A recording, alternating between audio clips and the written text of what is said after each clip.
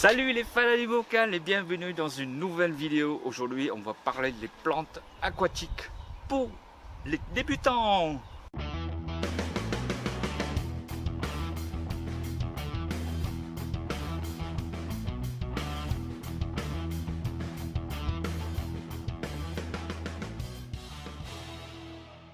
Alors dans cette vidéo on va parler planter sur un bac de débutants.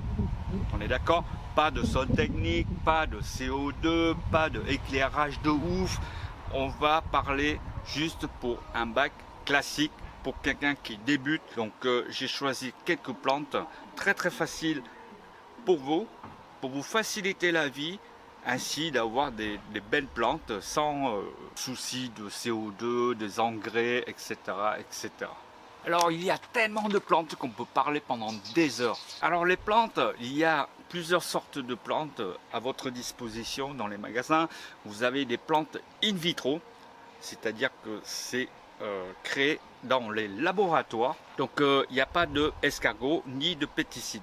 Donc ça c'est des plantes exclusivement utilisées par les aquascapers ou qu'ils ont des budgets assez conséquents. Généralement du in vitro, c'est quand même le but, c'est d'avoir des plantes saines, poussent avec un sol technique et des produits qui est en dessous du sol technique. Ça aide beaucoup à démarrer ces plantes. Si vous plantez des in vitro sur un aquarium classique, je dis ça risque, partir en vrille. Donc je vous déconseille. Après vous avez des pots de plantes qui vont cultiver dans les serres. Donc elles sont un petit peu moins chères. Donc c'est un bon rapport qualité-prix. Voilà. Après c'est à vous de choisir, mais personnellement si je suis un débutant, je prendrai des plantes pas trop chères et pas du tout les gammes in vitro. Donc pour cette vidéo, je choisis des plantes que je connais bien, qui sont dans mes bacs depuis pas mal de temps. C'est des plantes qui sont quand même faciles pour débuter. Vous avez les plantes en première plante, voici quelques images. Alors voici les premières plantes que je sélectionnais pour vous. Liliopsis brasiliensis.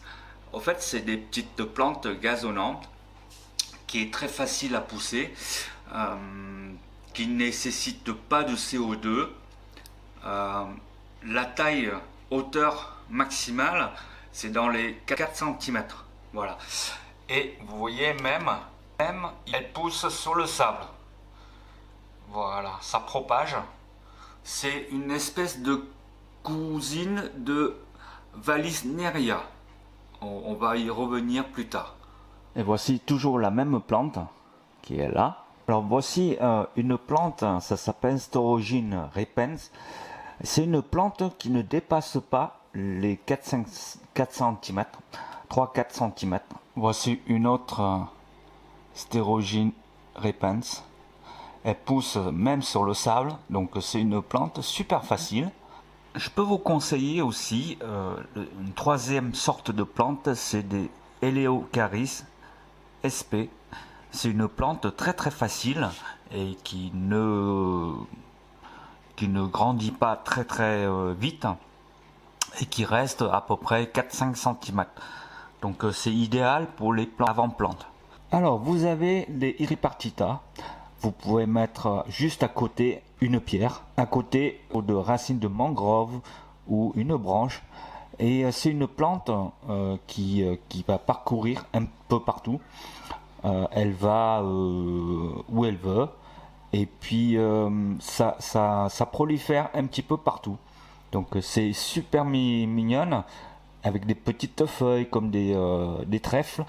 Et ici vous avez sa cousine, sa sœur, qui a des feuilles un petit peu plus grosses. C'est pareil. Donc c'est une plante super facile à planter. À l'avant, vous pouvez mettre des mousses de java. Vous pouvez attacher les mousses de java sur un caillou ou une racine et ça prolifère pas mal, comme ici. Regardez, ça c'est sur les rochers volcanique. Donc ça pousse très très bien et ça prolifère un petit peu partout. Donc c'est une plante très très facile pour mettre en avant devant votre bac. Alors devant aussi vous pouvez mettre des Anubia nana.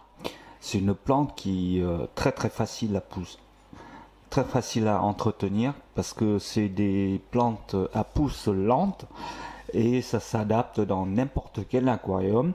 Il suffit de glisser entre deux rochers ou juste fixer les racines dans le sable, mais sans enterrer la plante. Voilà, c'est juste, vous pouvez poser n'importe où, vous pouvez attacher avec un fil de pêche sur un caillou et ça pousse très facilement. Vous avez d'autres variété de Anubia classique qui est avec des feuilles beaucoup plus grosses.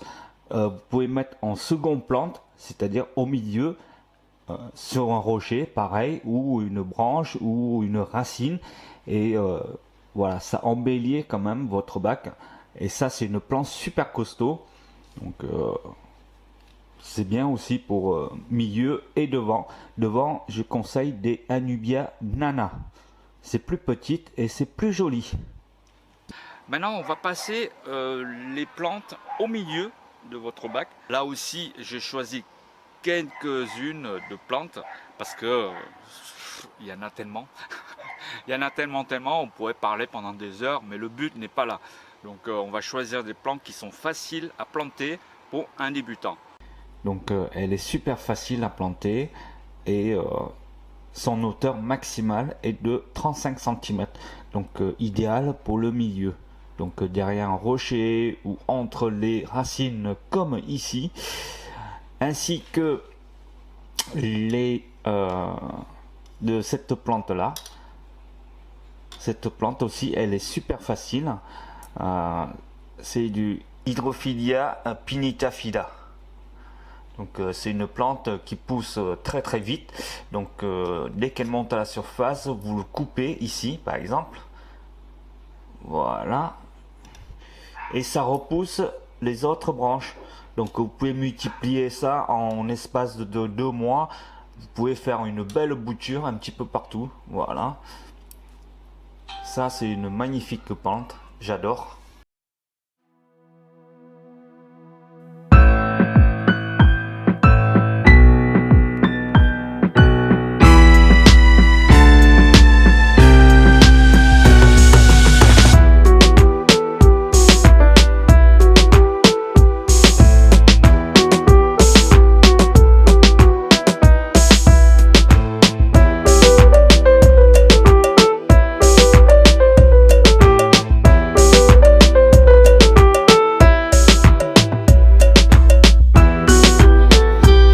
C'est la partie pour les plantes en arrière-plan. Là aussi, pour choisir des plantes suivant votre bac. Si vous avez un petit bac, ne prenez pas des plantes avec des feuilles énormes parce que sinon casse la ratio de votre aquarium. Donc c'est moins joli parce que la plante, la feuille, elle est hyper grosse pour un petit aquarium. Donc c'est pas cohérent et c'est pas joli. Si vous avez un gros bac, vous pouvez prendre par exemple des Echinodorus, les grosses plantes.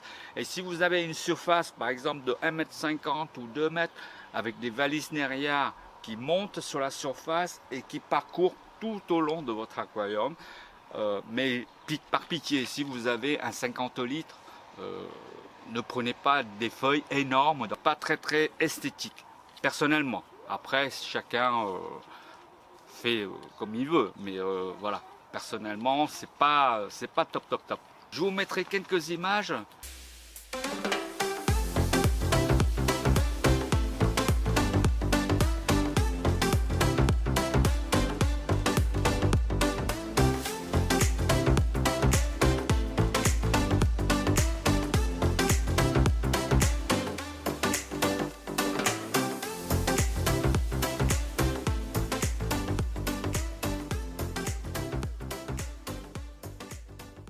Alors maintenant que vous avez toutes les plantes disponibles sur ce que je vous ai montré, alors maintenant que les plantes sont en place, essayez de ne pas dépasser les 6 heures d'éclairage. Dès le départ, si vous mettez votre éclairage plus de 6 heures, il risque d'y avoir des algues. Donc soyez très attentifs à ça. Personnellement, je mets que 5 heures d'éclairage dans tous mes bacs. Donc voilà, vous comprenez pourquoi il n'y a pas d'algues dans mes bacs.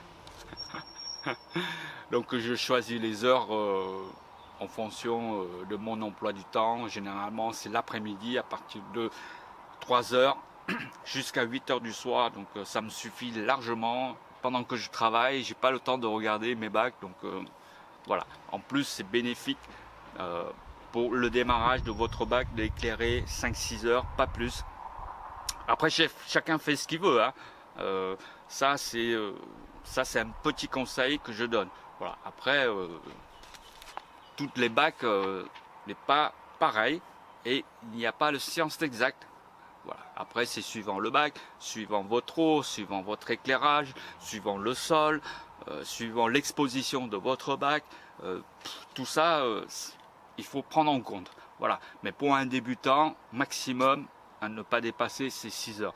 Après, si vous commencez à avoir un petit peu d'expérience, au bout de quelques temps, là, vous pouvez augmenter au fur et à mesure votre éclairage, 6h30, 7h, voilà, etc., etc.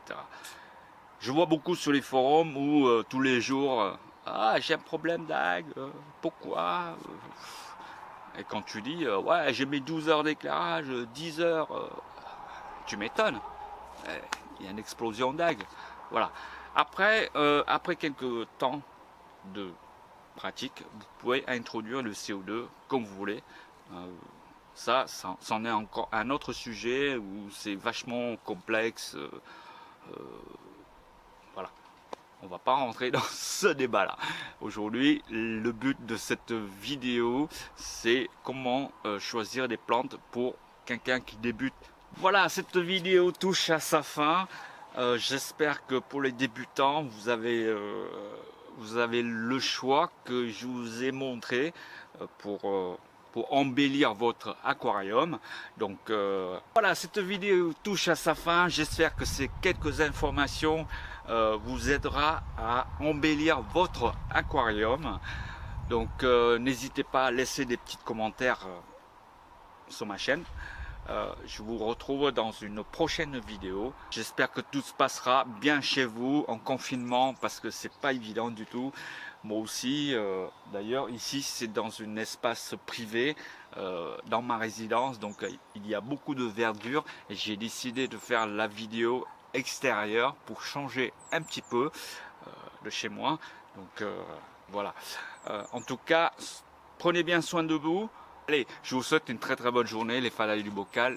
Oui, pardon, si vous n'avez pas encore abonné, ici vous avez un petit logo et puis cliquez dessus et vous êtes abonné. Et puis n'oubliez pas de lâcher une petite pouce bleu pour me soutenir, pour que mes vidéos soient en avant. Voilà, voilà, je vous remercie, c'est tout ce que je demande. Voilà, bisous, ciao.